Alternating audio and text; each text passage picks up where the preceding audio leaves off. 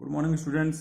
भारतीय online class में एक बार फिर मैं हिमांशु शर्मा आपका स्वागत करता हूं। तो स्टूडेंट्स, लास्ट क्लास में हम टॉपिक पढ़ रहे थे यूरिन फॉर्मेशन। यूरिन फॉर्मेशन की प्रोसेस को हमने 3 स्टेप में डिस्कस किया है। फर्स्ट है अल्ट्राफिल्ट्रेशन, सेकंड है रीएब्जॉर्प्शन और थर्ड है एक्सक्रीशन। अल्ट्राफिल्ट्रेशन हमने डिस्कस कर लिया था। अल्ट्राफिल्ट्रेशन मतलब ये जो अपना स्ट्रक्चर है नेफ्रॉन की स्ट्रक्चर, इस स्ट्रक्चर के बेसिकली जो स्ट्रक्चर के पार्ट्स है वो फर्स्ट पार्ट होता है, इसको बोलते हैं बोमन कैप्सूल। ठीक है, इसमें ग्लोमेरुलस प्रेजेंट होता है। फिर ये जो कॉन्वल्टेड ट्यूब दिख रही है ये इसके नियर बाय है, इसीलिए बोलते हैं इसको प्रॉक्सिमल कॉन्वल्टेड ट्यूब्यूल या पीसीटी। फिर आपको ये दिख रहा है जो इस पार्ट से क्या है, डिस्टल है, दूर है, इसीलिए क्या बोलते हैं इसको डीसीटी, डिस्टल कॉन्वल्टेड ट्यूब्यूल। और पीसीटी और डीसीटी के बीच में यू शेप्ड स्ट्रक्चर आपको शो ऑफ होती है। इस यू शेप्ड स्ट्रक्चर को कहते हैं लूप ऑफ हेनले। और लास्ट में जो आपको दिख रहा है कलेक्टिंग डक्ट्स प्रेजेंट होती है। तो ये इसकी स्ट्रक्चर है। तो अल्ट्राफिल्ट्रेशन की प्रोसेस में क्या होता है, यहाँ पर जो एफरेंट और इफरेंट ब्लड वेसल्स होती है उसके थ्रू आउट ब्लड क्या करेगा, इस ग्लोमेरुलस के थ्रू आउट बोमन कैप्सूल में आएगा। और बोमन कैप्सूल में क्या होगा, उस ब्लड का फिल्ट्रेशन होता है। और फिल्ट्रेशन होता है तब यूजफुल कंटेंट के साथ साथ हार्मफुल कंटेंट भी क्या करते हैं, इसके अंदर जाते हैं। ठीक है, अब हार्मफुल कंटेंट आ गए, उनको बॉडी से एक्सट्रैक्ट करना है, बट यूजफुल है उनको भी अगर बाहर निकाल दिया तो बॉडी में उनकी डिफिशियंसी हो जाएगी, डिजीज जनरेट होगी। तो इसके प्रोटेक्शन के लिए उन मिनरल्स को अगेन वापस क्या कर लेते हैं, एब्जॉर्ब कर लेते हैं। और इसी प्रोसेस को क्या बोलते हैं, रीएब्जॉर्प्शन। आज का अपना टॉपिक रहेगा वो रहेगा रीएब्जॉर्प्शन। तो नेफ्रॉन की ट्यूबुल्स के थ्रू आउट, नेफ्रॉन की ये जो ट्यूबुल्स है सारी की सारी जितनी भी हैं स्ट्रक्चर्स है, नेफ्रॉन के थ्रू आउट क्या हो जाएगा, ग्लोमेरुलर फिल्ट्रेट का 99%, कितना परसेंट, 99% जो फिल्ट्रेट है वो फिल्ट्रेट अगेन वापस कहाँ आ जाएगा, ब्लड में एब्जॉर्ब हो जाता है। इसी प्रोसेस को क्या बोलते हैं, रीएब्जॉर्प्शन कहते हैं। बात समझ आ गई कि फिल्ट्रेट जितना मटेरियल है, कंटेन है, उसका कितना परसेंट, 99% वापस क्या हो गया, एब्जॉर्ब हो गया। इसी प्रोसेस को क्या बोलते हैं, रीएब्जॉर्प्शन। ठीक है, तो रीएब्जॉर्प्शन की जो प्रोसेस है वो बेसिकली एक्टिव ट्रांसपोर्टेशन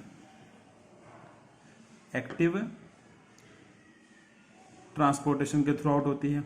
और इसके थ्रू आउट जितने भी मिनरल्स होते हैं, जितने भी मिनरल्स हैं, आयंस हैं, ये सारे एक्टिव ट्रांसपोर्ट के थ्रू आउट क्या होते हैं, एब्जॉर्ब होते हैं। और दूसरा होता है पैसिव ट्रांसपोर्ट, इसके थ्रू आउट वाटर का एब्जॉर्प्शन होता है। बात समझ आ गई। एक्टिव के थ्रू आउट किसका होता है, जितने भी मिनरल्स हैं। अब कौन कौन से मैं आपको डायग्राम में शो कर रहा हूँ। तो देखिए सबसे पहले होता है जो अपना पीसीटी पार्ट है, ये पीसीटी पार्ट है, इस पार्ट में होता है बाइकार्बोनेट, ये यहाँ से बाहर निकल गया, ठीक है, एब्जॉर्ब हो गया। फिर है सोडियम क्लोराइड, ये यहाँ से बाहर निकल गया, ठीक है। फिर होता है वाटर कंटेंट H2O, ये यहाँ से बाहर निकलकर आ गया ब्लड कैपिलरीज में। फिर आते हैं पोटेशियम पिगमेंट, पोटेशियम कंटेंट्स होते हैं, पोटेशियम आयंस होते हैं, ये एब्जॉर्ब होते हैं, ठीक है। ये तो हो गया एब्जॉर्ब। और अब इसमें मिलेगा क्या, जो अदर पार्ट से आकर क्या मिल जाएगा वो देखना। एक तो मिल जाता है इसके अंदर हाइड्रोजन आयन और अमोनिया। ये कौन से पार्ट के अंदर, पीसीटी पार्ट के अंदर। कौन सा पार्ट है, पीसीटी में bicarbonate, sodium chloride, water content, potassium, ये तो क्या होते हैं, एब्जॉर्ब होते हैं। और इसमें इनबिल्ट कौन से हो जाएंगे, हाइड्रोजन आयन और अमोनिया आयन, ठीक है। फिर यहाँ से आगे आते हैं तो ये होता है लूप ऑफ हेनले। अब हेनले के लूप के 2 पार्ट्स हैं, एक तो ये वाला पार्ट हो गया एफरेंट और एक इफरेंट हो गया। तो ये जो डक्ट है इसके थ्रू आउट क्या होता है, वाटर का एब्जॉर्प्शन होता है, ठीक है। और इस डक्ट के थ्रू आउट किसका हो जाएगा, जो ये ब्रॉड है इसके थ्रू हो जाएगा कौन सा, सोडियम क्लोराइड, इसका हो जाएगा। और इसके थ्रू आउट भी किसका होता है, सोडियम क्लोराइड का हो जाएगा, ठीक है। मीन्स लूप ऑफ हेनले के through out chloride transportation, chloride ions का क्या होता है, एब्जॉर्प्शन होता है, ठीक है। इसमें मिक्स क्या होगा, तो यूरिया आकर इसमें बॉडी से ट्यूब में आ जाता है, जिसको एक्सट्रैक्ट कर देंगे। अब आता है डीसीटी। तो डीसीटी के अंदर वही जो सेम इसमें था, सोडियम क्लोराइड, फिर हो जाएगा वाटर कंटेंट, फिर साथ में हो जाएगा कौन सा, बाइकार्बोनेट।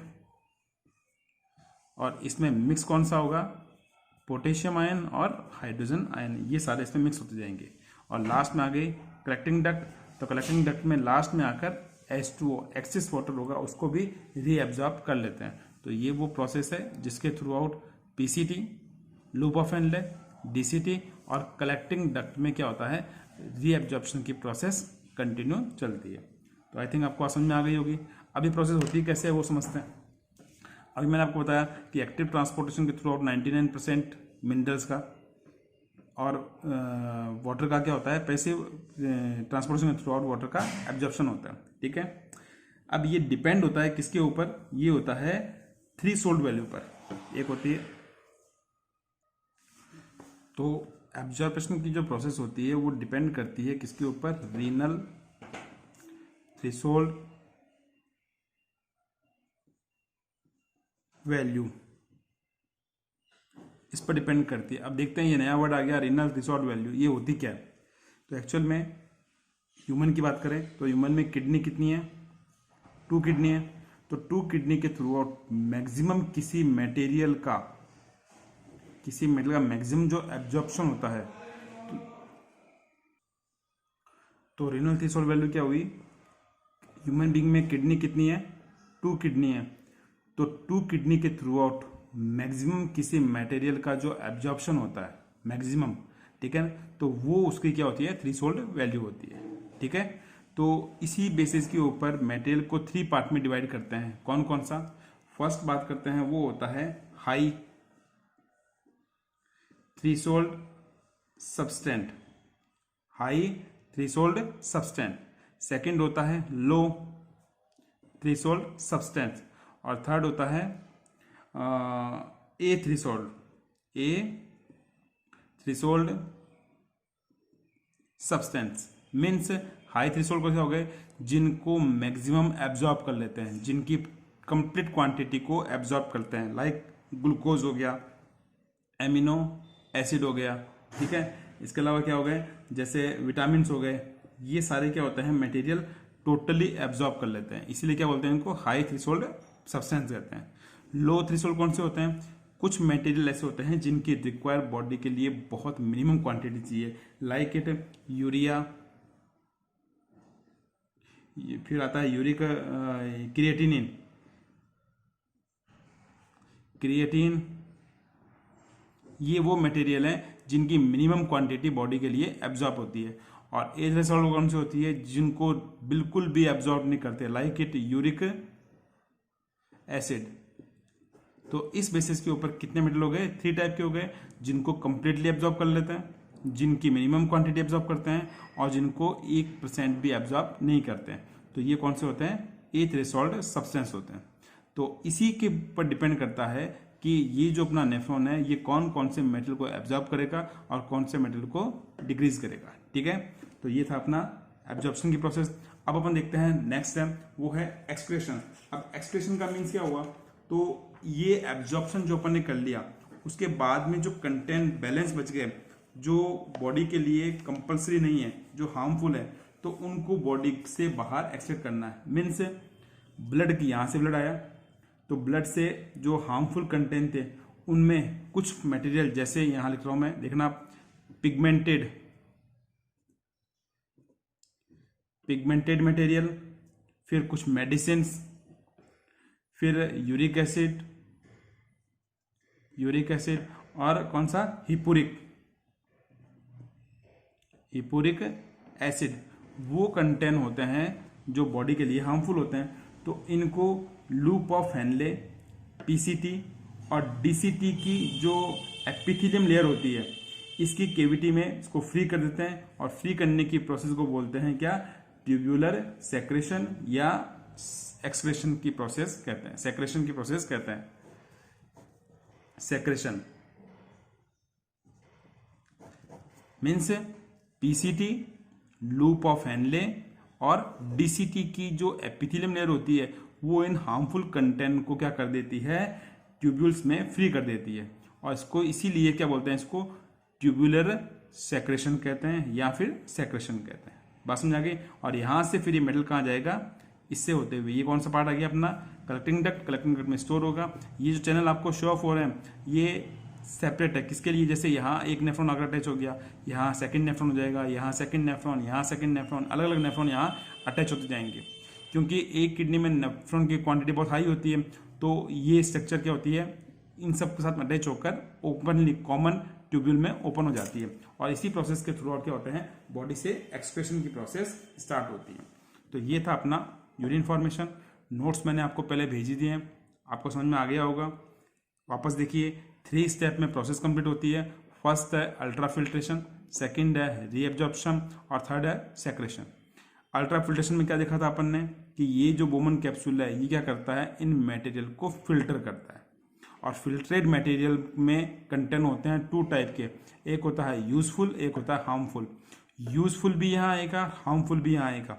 अब हार्मफुल तो यहाँ से होता हुआ बॉडी से एक्सक्रेट हो जाएगा, बट जो यूजफुल कंटेंट है अगर वो भी बॉडी से एक्सक्रेट हो गया तो जो कंपल्सरी मिनरल्स हैं उनकी बॉडी में क्या हो जाएगी, डिफिशियंसी हो जाएगी और उसके थ्रू आउट क्या होती है, फिर डिजीज जनरेट होती है।